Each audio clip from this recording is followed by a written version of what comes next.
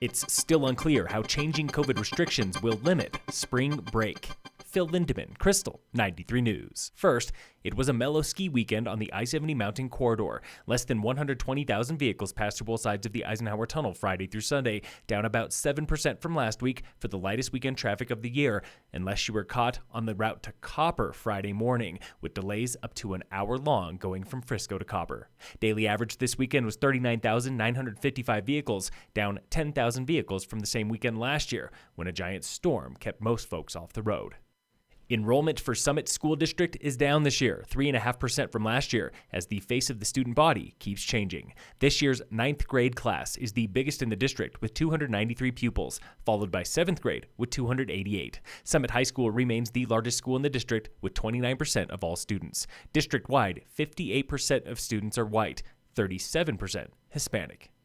Colorado this past weekend updated the COVID-19 dial, giving us all a whole bunch of new numbers to remember. Public Health Director Amy Wineland. We're going to be moving to a 7-day metric instead of a 14-day disease incidence metric, 7-day level of testing positivity, and a 7-day rolling average of hospitalizations. Summit and most resort counties remain at high risk, level orange, while more than a dozen statewide now move to lower level restrictions. Decreased incidence across the state, number of patients hospitalized is going down. The state's percent positivity is around 4. And if you're going nuts trying to keep track of all the numbers, here's Governor Jared Polis from November explaining the real reason for the dial framework. The dial is a powerful tool for mayors and commissioners, but for the general public, we really want to keep this simple. There is a risk everywhere in our entire state. New COVID limits give business owners new hope for spring break, and Summit County commissioners are staying cautiously optimistic. Josh Blanchard. For many of our business community, this is the peak season for us. We really need to be firing on all cylinders.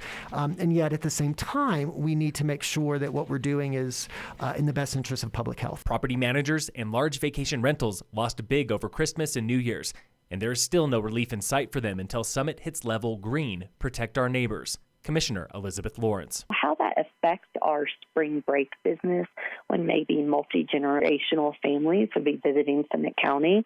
Currently, as it is, that would be very difficult to have happen as you start adding in adult children and their children and then the grandparents. We have not met level green metrics even once in this pandemic.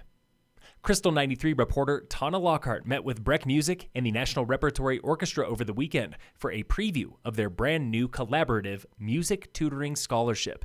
NRO CEO Dave DePeters. Music students do better in school in other subjects. It really teaches these life lessons. Summit High music teacher Karen Olson calls this a game changer. Especially for students who maybe have thought about private lessons but had various roadblocks with affordability or other such things.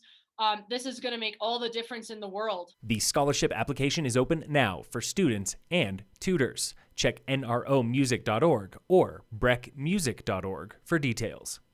In sports, the Nuggets play the Bucks tonight at 7:30. And in local sports, brought to you by American Family Insurance, the Weiss Agency, Summit High Hockey plays Steamboat Springs at home tonight.